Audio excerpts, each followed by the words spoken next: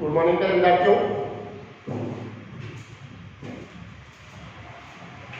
कल अपन बात कर रहे थे किसकी? उदासीनीकरण विक्रिया की।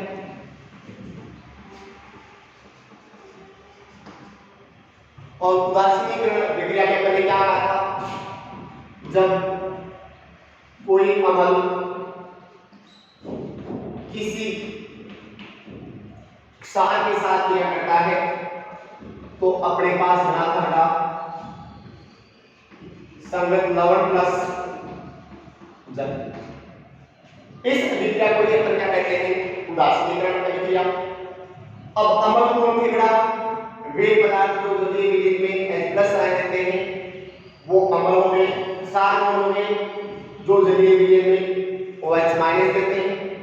अब अम्ल का H+ आयन और ऋणायन क्षार का OH- आपस में संयुग्मित होकर जुड़कर किसका निर्माण कर लेते हैं?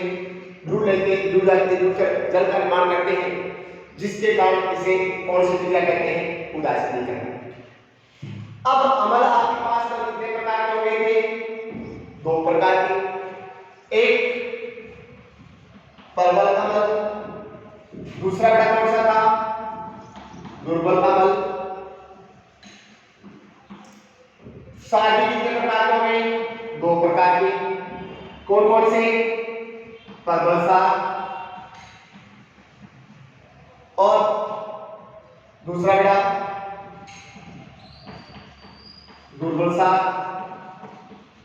प्रबल अम्ल किसे कहा था हमने? जो अपने जलीय विलीन में क्या हो जाता था? पूर्णतः आयनित हो जाता है, उसे अपने क्या कहा था? प्रबल अम्ल। जो जलीय विलीन में पूर्णतः आयनित नहीं होता है उसे अपने क्या कहा था? दुर्बल अम्ल। जैसे एग्जांपल तो प्रबल अम्ल के एग्जांपल करते ही बताया कि आपको कौन कौन से अम्ल बेटा?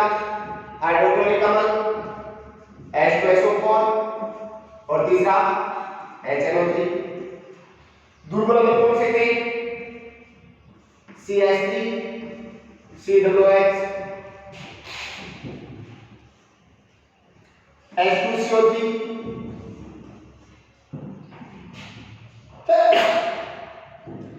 प्रबल क्षार वही होंगे जो अपने जलीय विलीन में पूर्णतः आयनित हो जाते हैं, कोई भी OH आयन शेष नहीं रहता है। जैसे दो एग्जांपल याद रखते हैं, KOH और NaOH, पोटेशियम हाइड्रोक्साइड और सोडियम हाइड्रोक्साइड। दुर्बल क्षार पूर्णतः आयनित नहीं होते।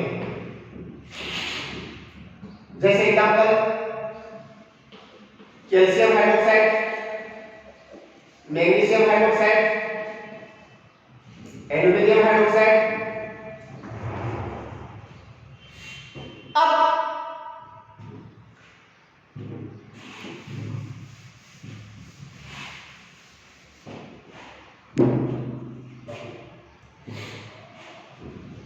अम्ल की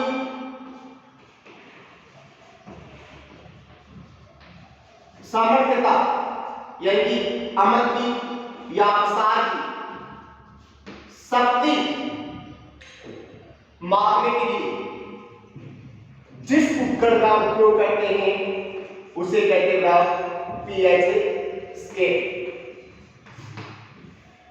जैसे तापमान को नापने के लिए किसका उपयोग करते हैं? थर्मामीटर। किसका उपयोग करते हैं? तापमान को नापने के लिए थर्मामीटर। विद्युत धारा की मात्रा को नापने के लिए एमीटर। तो उसी प्रकार अम्ल की सामर्थ्यता या अम्ल व क्षार की सामर्थ्यता नापने के लिए जिस उपकरण का उपयोग करते हैं उसे क्या कहते हैं? pH स्केल, जिसके बारे में डिटेल में अपन पीछे वाले लेसन में पढ़ेंगे। अब pH स्केल से किसी पदार्थ की क्या ज्ञात की जा सकती है? pH ज्ञात कर सकते हैं। अब pH स्केल में pH मान कितना होता है? 1 से लेकर बड़ा कितना तक? 14। अब जब किसी पदार्थ का pH मान कितना आता है? 7 आता है, तब तो वो हो जाता है कौन सा? उदासीन। और 7 से कम आता है तो वो हो जाता है कौन सा पदार्थ है? अम्लीय। 7 से अधिक आता है तो वो हो जाता है कौन सा पदार्थ है? उसकी प्रकृति कौन सी हो जाती है? क्षारीय। कौन सी प्रकृति? क्षारीय। अब देखो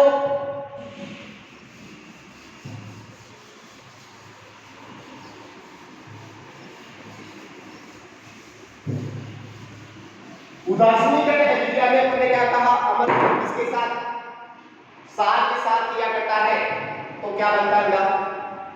संगत लवण प्लस जल बनता है। अब अम्ल कौन सा है, सार कौन सा है, उस पर बनने वाले उस विलयन या उस लवण की क्या निर्भर करता है? पीएच निर्भर करता है। क्या निर्भर करता है? पीएच निर्भर करता है। जैसे अपन क्या लेते हैं? पर्वत अम्ल प्लस पर्पल ही क्या लेते हैं? सार लेते हैं। दोनों क्या होंगे? पूर्णतः और ये भी क्या होगा? पूर्णतः आयनिक। क्या लिया आपने? पर्पल सार और पर्पल अम्ल लिया तो दोनों ही क्या होंगे? पूर्णतः आयनिक। क्योंकि पर्पल अम्ल और पर्पल सार कौन से थे? जो अपने जलीय विलयन में पूर्णतः आयनिक हो जाते हैं। अर्थात जितने भी हाइड्रोजन आयन उनको मुक्त कर देते हैं, जितने भी OH आयन है उनको क्या कर देते हैं? मुक्त कर देते हैं। अब यदि पर्पल अम्ल व पर्पल सार की समान मोल मात्रा लेते हैं तो बढ़ने वाले H+ आयन और OH- आयन की सांद्रता क्या होती है? समान होती है, जिसके कारण उस विलयन में स्वतंत्र H+ व OH- नहीं रहता है, जिसके कारण बनने वाला जो संगत लवण है उसका पीएच कितना होता है? 7 होता है। अर्थात वो क्या होता है? उदासीन होता है। अब क्या करेंगे अपन? जब अपन पर्पल अम्ल और पर्पल सार की क्रिया करते हैं तो पर्पल अम्ल और पर्पल सार दोनों क्या होंगे? पूर्णतः आयनिक हो जाएंगे। पूर्णतः आयनिक इसका मतलब अम्ल में जितने भी H+ है वो मुक्त हो जाएंगे और पर्पल सार में जितने भी OH है वो क्या हो जाएंगे? मुक्त हो जाएंगे। अब यदि तुम दोनों की समान मोल मात्रा लेते हैं तो दोनों के विलयन में बनने वाले H+ आयन और बनने वाले OH- की मात्रा क्या रहती है? समान रहती है। समान रहने के कारण H+ OH के साथ क्या करेगा? क्या बना देगा? जल बना देगा, जिसके कारण उस विलयन में कोई भी आवेश ना तो H+ होगा ना क्या होगा? OH- होगा। तो उस कंडीशन में संगत लवण का पीएच कितना आ जाएगा? 7 आ जाएगा। क्या जाएगा? 7 आ जाएगा। अर्थात वो लवण कैसा होगा? उदासीन होगा। जैसे अपन एक एग्जांपल लेते हैं, पर्पल अम्ल कौन सा हो गया? आप देखिए तो कौन सा? HCl प्लस आप लिया कौन सा बेटा? पर्पल सार। आपने पर्पल सार के रूप में किसको लिया? NaOH। HCl क्या मुक्त करेगा? H+ है, Cl-, NaOH क्या मुक्त करेगा बेटा? Na+ OH-। अब दोनों की अपन ने यदि समान मोल मात्रा की है तो H+ आयन की और OH- की सांद्रता क्या होगी? समान। तो ये क्या करके क्या करेंगे? H2 का निर्माण करेंगे तो उस विलयन में कोई भी H+ आयन या OH- आवेश नहीं होगा तो उसके कारण क्या हो जाएगा बेटा? उदासीन। तो संगत लवण कौन सा बनेगा? NaCl प्लस है H2। अब इस NaCl का पीएच कितना होगा? 7 होगा, क्योंकि इस विलयन में कोई भी H+ आयन क्या OH- नहीं है। तो आवेश रहित हो गया। आवेश रहित होने के कारण कैसा हो गया? उदासीन हो गया। कैसा हो गया? उदासीन। कोई दूसरा एग्जांपल ले सकते हो, ऐसे के साथ में H+ को ले सकते हो या SiO3 ले सकते हो, तब भी कैसा होगा? उदासीन होगा। कैसा होगा? उदासीन होगा। अब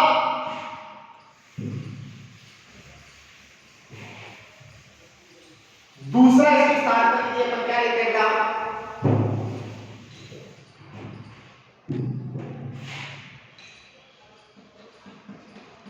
दुर्बल अम्ल प्लस दुर्बल ही क्या लेते हैं? साथ लेते हैं तो दोनों अपने जरिए के लिए पूर्णता आयनित नहीं होंगे।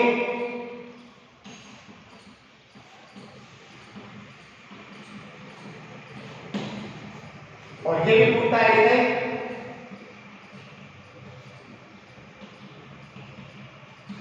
नहीं होगा। अब यदि इन दोनों की ध्रुव अम्ल और ध्रुव सार की समान मोल मात्रा लेते हैं तो बनने वाले H+ आयन की और बनने वाले OH- आयन की सांद्रता क्या होगी? समान होगी।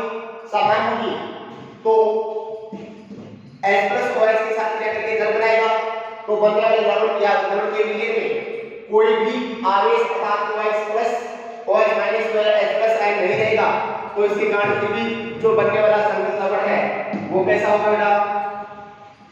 कैसा होगा? उदासीन होगा। जैसे कि एग्जांपल अपन लेते हैं पर्वत दुर्बल अम्ल, जैसे एग्जांपल H2CO3 दुर्बल अम्ल MgOH अब ये आयन किसमें? दो H+ आयन और CO3 -3 आयन ये हो जाएगा बेटा किसमें? Mg+2 में और OH- में। अब दोनों ही पूर्णता आयनित नहीं होंगे तो समान मोल मात्रा में दुर्बल अम्ल दुर्बल सार लेने पर बनने वाले H+ आयन और OH- की सांद्रता क्या होगी?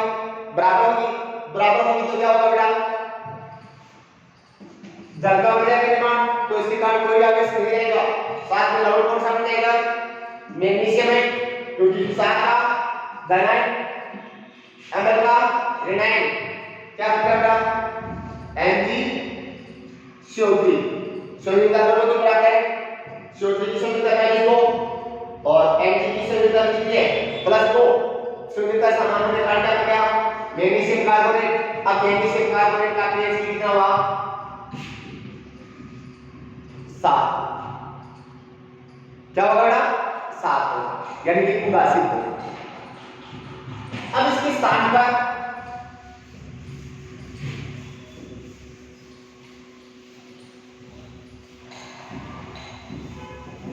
यदि अपन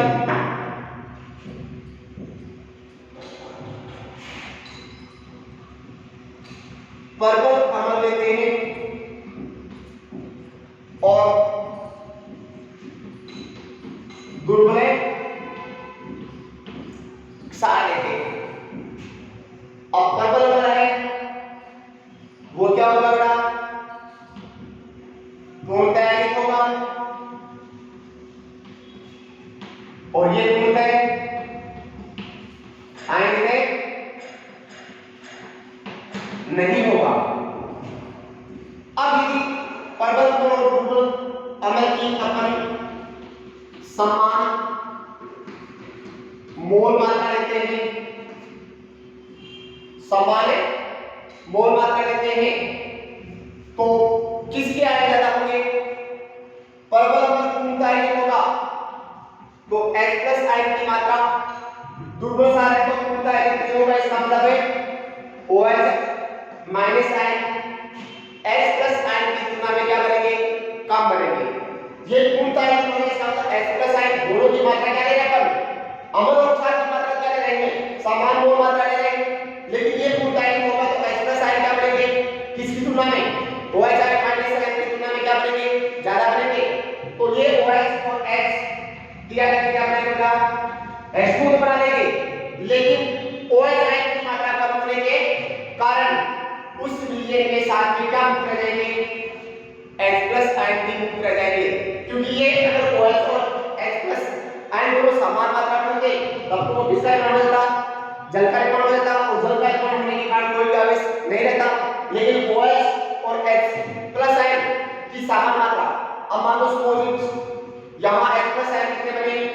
4H और यहां कितने बनेगा? 3OH। ये पूर्ण आयन कितने हुआ तो OH माइनस की मात्रा क्या रहेगी? कम रहेगी। अब 3OH 4H में से कितने H काम ले सकते हैं जल का निर्माण करने के लिए? 3H काम ले सकते हैं, H+ आयन काम ले सकते हैं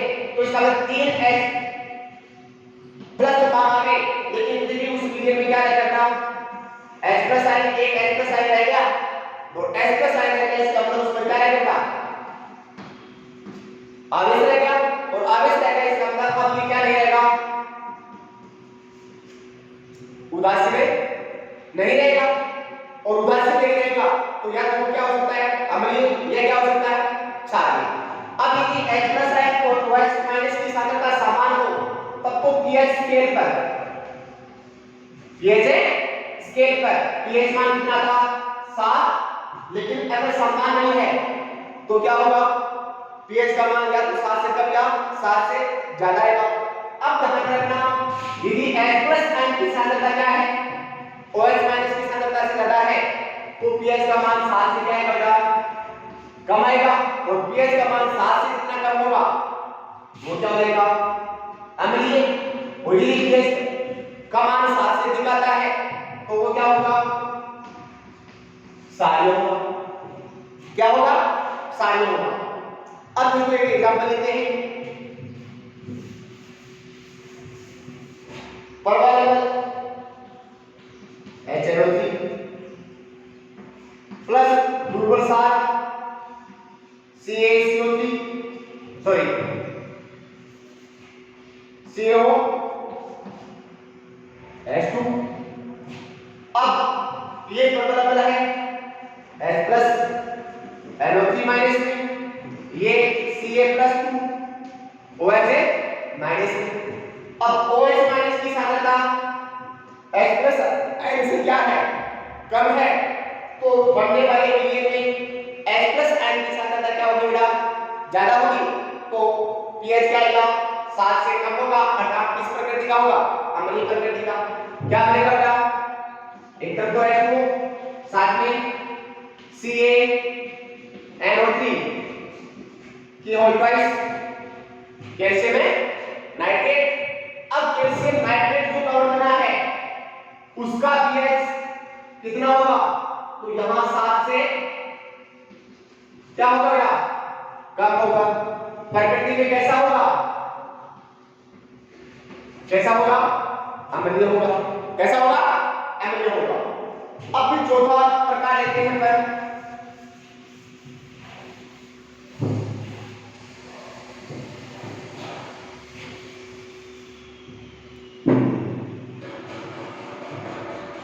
यदि अम्ल कैसा होगा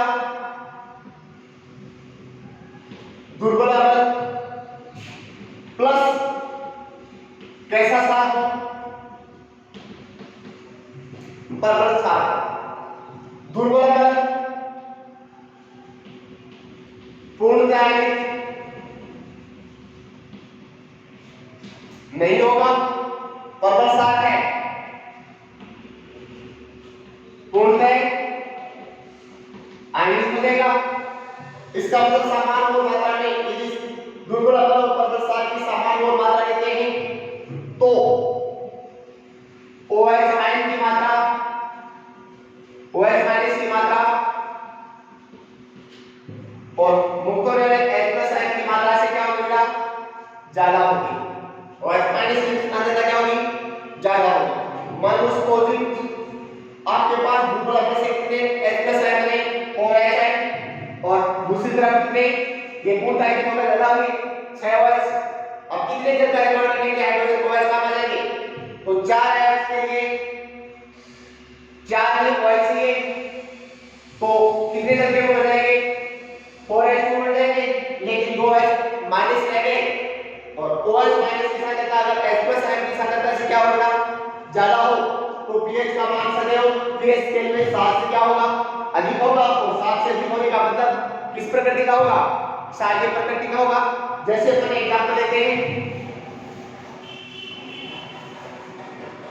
दुर्बल अम्ल का एग्जांपल CH3 COOH। कौन सा एसिड होगा बेटा एसिटिक एसिड। कैसा अम्ल है दुर्बल अम्ल है प्लस प्रबल अम्ल दो थे सॉरी प्रबल सार पोटेशियम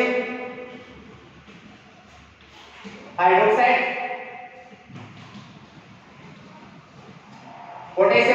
एकदम सुपर KOH क्या देगा बेटा CH3COO- प्लस है H+ क्या देगा K+ OH- OH- आपस में जोड़ के किसका निर्माण करेंगे H2 होगा, और साथ में क्या बनेगा पोटेशियम CH3CO के यानी कि पोटेशियम एसीटेट। अब पोटेशियम एसीटेट का pH कितना होगा? 7 से अधिक। प्रकृति में कैसा होगा? क्षारीय। प्रकृति में कैसा होगा? क्षारीय। अब मैं कुछ आपको एग्जाम्पल देता हूं बेटा।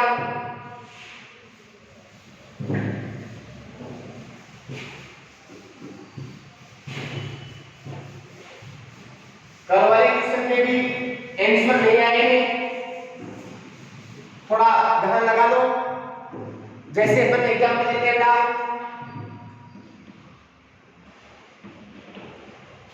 K2SO4 लवण के नाम में लवण के सूत्र लिखा हूं। K2SO4 NaNO3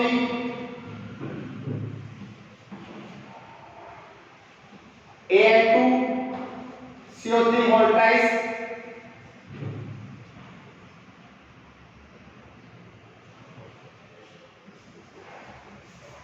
MgSO4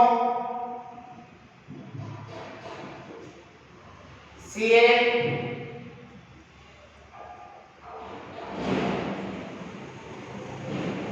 NO3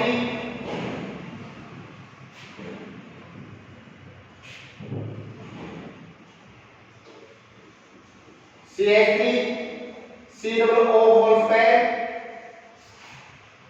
Mg। ये मैंने लवणों के नाम लिखे हैं। इन लवणों के बनाने की समीकरण यानी कौन सा मतलब कौन सा सार ले रहा है। दूसरा इनका pH मान कितना है। तीसरा ये लवण किस प्रकृति के है। ये आप मुझे व्हाट्सएप करके आंसर दोगे कॉपी में लिख के। कल वाला मैं देख रहा हूं केवल 5 या 7 बच्चों का आंसर आया है, मैंने नोट कर लिया है। अगर इनके आंसर कल नहीं मिले तो आपके पास मेरा फोन आ रहा है। अब ये आपके पास कौन सी विधियां होगा? उदासीनीकरण विधिया। अब इस उदासीनीकरण विधिया के पश्चात अगली अभिक्रिया शुरू करके बेटा ऑक्सीकरण,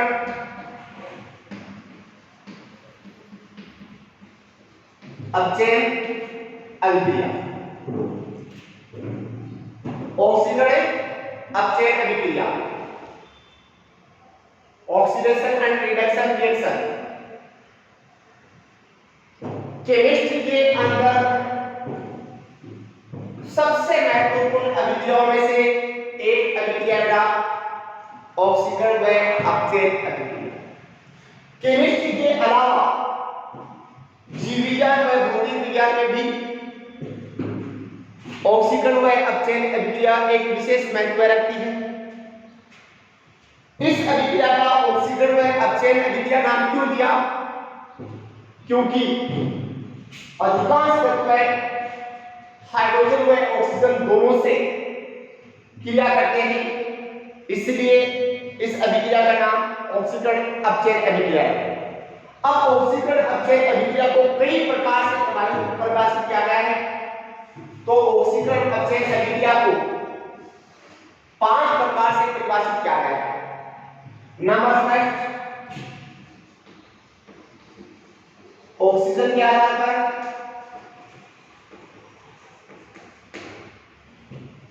नंबर 2, हाइड्रोजन के आधार पर।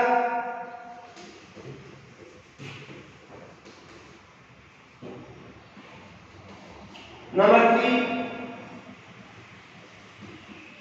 धन विद्युतीय तत्व के आधार पर। नंबर 4, ऋण विद्युतीय तत्व के आधार पर। और नंबर 5, इलेक्ट्रॉन के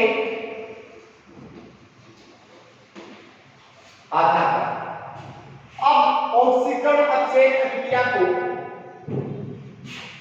5 प्रकार से परिभाषित किया गया है, जिसमें पहला आधार किसके आधार पर, ऑक्सीजन के आधार पर, दूसरा है हाइड्रोजन के आधार पर, तीसरा है विद्युत तत्व के आधार पर, चौथा है ऋण विद्युत तत्व के आधार पर और पांचवा है इलेक्ट्रॉन के आधार पर। अब ऑक्सीकरण अपचयन अभिक्रिया में किसके आधार पर क्या, O2 यानी कि ऑक्सीजन के संयोजन व वियोजन के आधार पर ऑक्सीकरण अपचयन की परिभाषा। अब एक तरफ आ रहा है ऑक्सीकरण और दूसरी तरफ आ रहा है अपचयन। किसके आधार पर परिभाषित करना है आपको, ऑक्सीजन के संयोजन का मतलब जुड़ना, वियोजन का मतलब है बाहर निकलना। ऑक्सीजन के जुड़ने में ऑक्सीजन के बाहर निकलने के आधार पर। अब ऑक्सीजन के आधार पर ऑक्सीकरण की परिभाषा क्या है, तो देखो थोड़ा ध्यान से शब्द को सुनना। जब किसी रासायनिक समीकरण में रासायनिक अभिक्रिया में क्रियाधार के साथ क्या जुड़ता है, O2 जुड़ता है। जब किसी रासायनिक अभिक्रिया में क्रियाधार के साथ O2 जुड़ता है तो ऐसी रासायनिक अभिक्रिया क्या कहते हैं, ऑक्सीकरण कहते हैं। जब किसी रासायनिक अभिक्रिया में क्रियाधार या किसी पदार्थ के साथ O2 का जुड़ती है तो उसे क्या कहते हैं, ऑक्सीकरण। या किसी रासायनिक अभिक्रिया में क्रियाधार के साथ O2 का जुड़ना क्या कहलाता है, ऑक्सीकरण। दूसरा अपचयन, जब किसी रासायनिक अभिक्रिया में क्रियाधार के साथ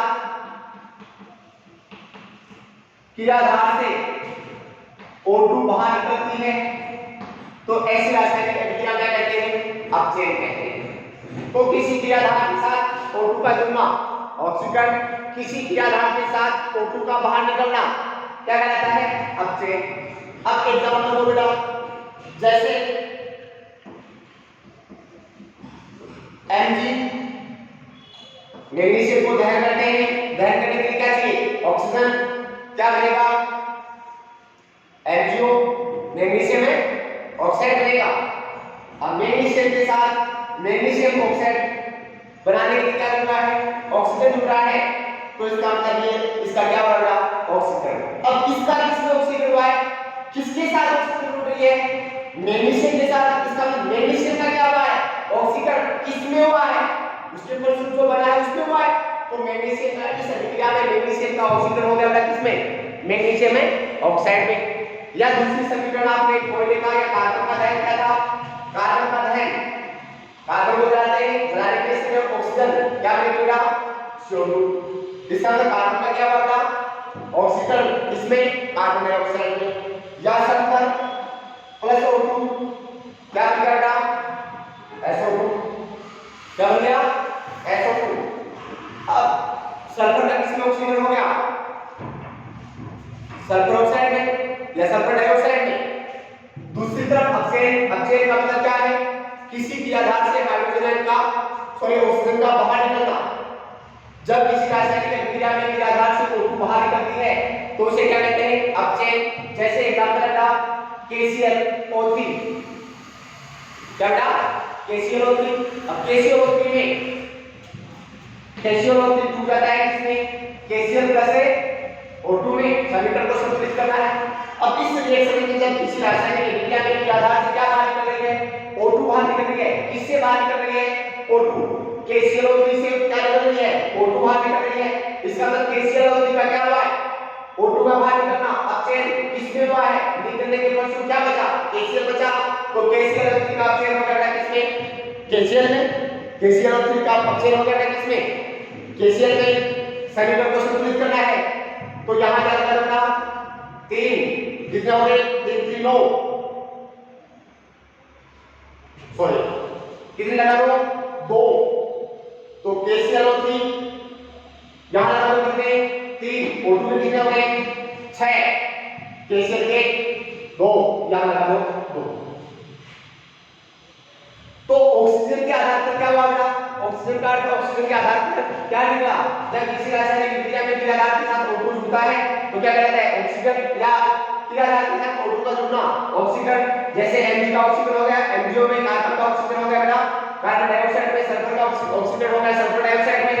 अब चेन कार्ड क्या है रासायनिक विक्रिया में क्रिया आधार से O2 का बाहर निकलना क्या कहलाता है अब चेन अब KCl3 किसमें ब्रेक डाउन हो रहा है KCl प्लस O2 में तो इसका मतलब KCl3 से ऑक्सीजन निकल रही है इसका मतलब इसका क्या हुआ अब चेन और किसमें हुआ निकलने के पश्चात क्या बचा KCl तो किसमें हुआ KCl में। तो ये अपने पास पहली परिभाषा बन गई बेटा किसके आधार पर ऑक्सीजन के सॉल्यूबल हाइड्रोजन के आधार पर ऑक्सीजन है अब चेन। दूसरा अपने पास प्रकार क्या है बेटा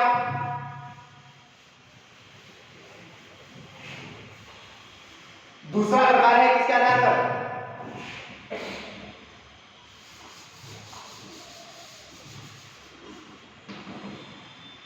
हाइड्रोजन के आधार पर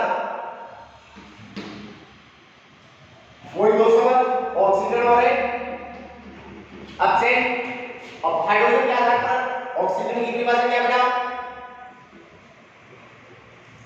तो हाइड्रोजन आयन का या हाइड्रोजन का बाहर निकलना ऑक्सीजन का उल्टा हो गया बेटा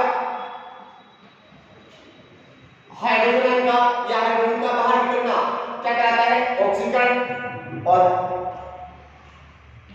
अब से क्या बनेगा हाइड्रोजन का जुड़ना परिभाषा जैसे क्या कहें अपन जब किसी रासायनिक अभिक्रिया में क्रियाधार से हाइड्रोजन आयन बाहर निकलता है तो उसे क्या कहते हैं ऑक्सीकरण।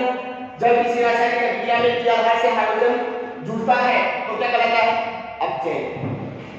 अब ऑक्सीकरण का क्या हुआ हाइड्रोजन आयन का बाहर निकलना क्या कहलाता है क्रियाधार से हाइड्रोजन आयन का बाहर निकलना ऑक्सीकरण क्रियाधार के साथ हाइड्रोजन का जुड़ना क्या कहलाता है अपचयन।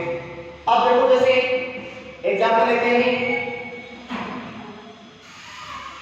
CH3CH2OH आगे इसका नाम बेटा एथेनॉल। एथेनॉल का नाम कैसे आया ये अपन डिटेल में आगे पढ़ेंगे। इससे बनता है CH3CHO प्लस H2 इसका नाम है एथेनॉल। अब ये कैसे बने एथेनॉल एथेनॉल क्या है ये पूरा अपन डिटेल में पढ़ेंगे। लेकिन इस रिएक्शन में देखो हाइड्रोजन के परमाणु कितने थे 3 2 5 1 6 और इसमें कितने 3 1 4 कितने हाइड्रोजन आयन कम हो गए 2 हाइड्रोजन आयन कम आ गए। हाइड्रोजन का बाहर निकलना क्या कहलाता है ऑक्सीकरण। इसका मतलब एथेनॉल का ऑक्सीकरण किसमें हो गया बेटा एथेनॉल में। दूसरा अपने पास अपचयन किसे कहते हैं अपचयन का अर्थ है किसी क्रियाधार के साथ हाइड्रोजन का जुड़ना क्या कहलाता है अपचयन। हाइड्रोजन का जुड़ना क्रियाधार के साथ क्या कहलाता है अपचयन। जैसे एक एग्जांपल देता हूं CH2 double bond CH2 plus H2 निकल उत्प्रेरक है क्या बनेगा CH3 ये बन जाएगा एथीन ये बन गया एथेन। अब ये एथीन एथेन क्या है ये पूरा केमिस्ट्री के अंदर अपन आठ लेक्चर पढ़ेंगे कार्बन को तब उसमें आ जाएगा। लेकिन यहां देखो क्रियाधार में कितने हाइड्रोजन थे 2 2 4 तो यहां कितने हो गए 6। इसका मतलब हाइड्रोजन क्या हो रहा है जुड़ा हाइड्रोजन का जुड़ना क्या कहलाता है अपचयन। तो एथीन का अपचयन किसमें हो गया बेटा एथेन में। थैंक्स।